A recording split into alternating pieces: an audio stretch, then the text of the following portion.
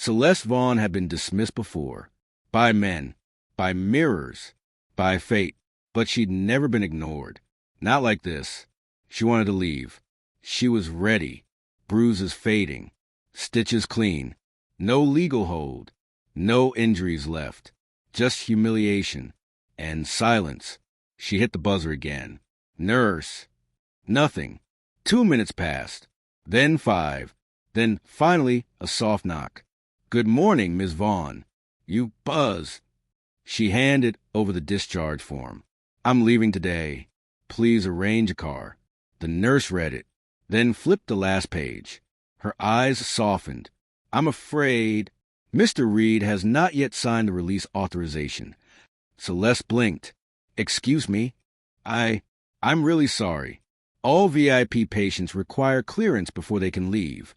You're listed under Mr. Reed's personal care file." Her voice raised. "I didn't ask for this care. I didn't authorize it." "I understand, ma'am, but it's in the system." She stormed past her, down the hallway, straight to the reception desk. "I need to speak to Elijah. Now." The receptionist looked up, startled. "I'm sorry. Mr. Reed isn't on site today." "Then call him." A long pause. "I don't have direct access to him, ma'am." She stood there, burning. She wasn't used to waiting. She wasn't used to being looked through. Every second ticked louder. Every breath felt staged. Even the lighting felt artificial, like the entire building had been designed to make her feel less. "I'll call my attorney," she snapped. The receptionist didn't flinch. "You're free to do so, ma'am. But as your emergency intake was flagged under Mr. Reed's sponsorship, and you remain in his private wing, your file is legally under his care." "You mean I'm trapped?" "No, ma'am. You're a guest, but the exit is locked by protocol." She returned to her room, seething. Every wall felt closer. Every camera felt louder. She wasn't cuffed, but it felt like prison. A prison with 800 thread count sheets, and gourmet dinners, and no exit. She picked up the landline, dialed the operator. "Can I speak to Elijah Reed?" The answer was quiet. "I'll leave a message for you." Leave a message for the boy she'd lied about, who used to serve her drinks, who now had to sign a form so she could walk out the front door. She sat in silence for hours. No calls, no replies, no movement. The city blinked outside. But in here, time stopped, because power isn't always taken with noise. Sometimes it's taken with nothing at all. No handcuffs, no locked doors. Just a woman used to being obeyed, waiting for the man she once destroyed to sign a piece of paper, so she could go back to pretending she still mattered. They told her she was being moved for a reassessment, something about paperwork, a routine procedure. She didn't ask questions. She was just glad to leave her room. But the walk was too quiet, too clean, too controlled. When they opened the door, no one said a word. She stepped in. They closed it behind her. The room was nothing. No windows, no music, no flowers. Just her, and the mirror, and the folder. She stood still. The air was heavy, not hot, but watching. She approached the table, hands trembling, opened the folder. Her stomach dropped. A printed 911 call transcript. Handwritten notes from a private investigator. Screenshots of text messages between Celeste and her friends. A deposition from one of the men who beat Elijah, now recanted. Page after page. Timestamp after timestamp. Her words. Their punches. His silence. Photos. Phone records. A confession signed by Marcus, the guy who broke Elijah's nose, saying he was told there was a sex crime involved. Told. By her. She flipped the last page, and there it was, an audio transcript.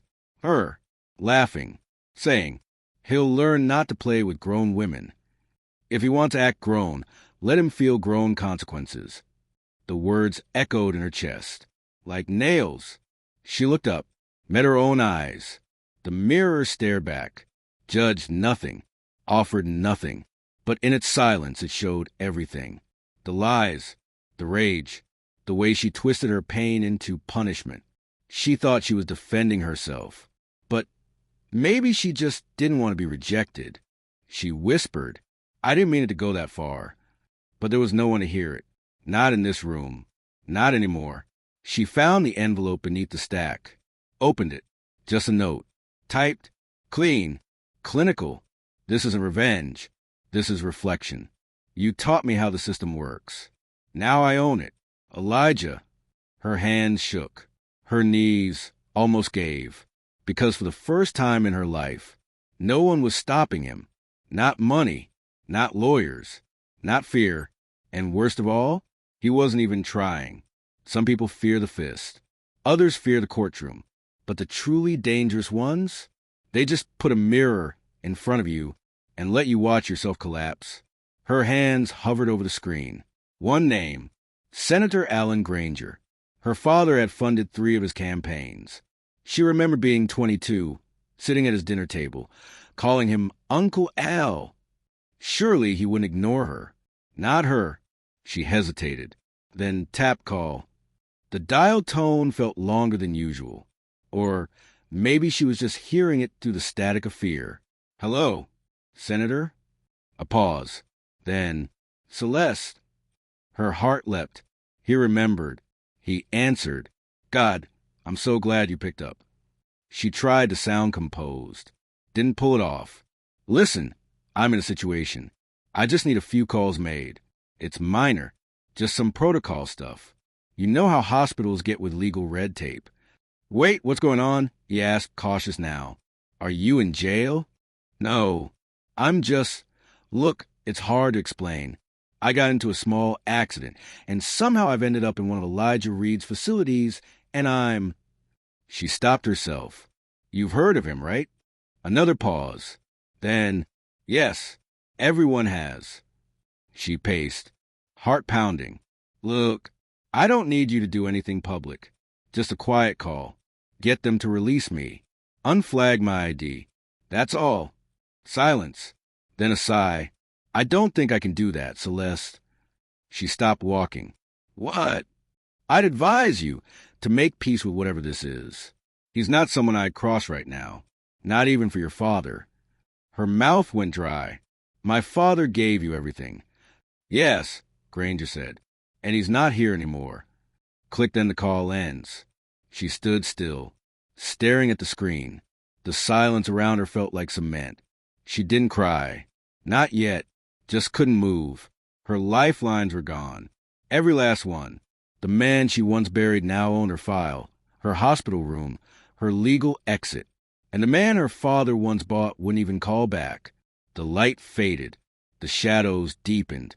She stared at her reflection in the blank TV screen. She used to be dangerous. Now she wasn't even returned. It wasn't the silence that hurt the most. It was the fact that no one was even listening anymore. And somewhere deep inside her, for the first time, she wasn't sure if she'd ever matter again. She didn't plan to see him, but the silence had stretched too long, and something inside her cracked. She walked the halls hoping to spot him, maybe just his back, maybe just a glimpse. She needed to see if he'd acknowledge her, because when no one answers your calls, you start begging for eye contact. She turned the corner, and there he was, Elijah, reading something, unbothered, undeniable. She stopped walking. He didn't. "Elijah," she whispered. He looked up, paused, met her eyes. His face didn't harden, didn't soften. It simply stayed still. "I've been trying to talk to you," she said, voice shaking. "I didn't know it would go that far. I swear to God I didn't." Still, he said nothing.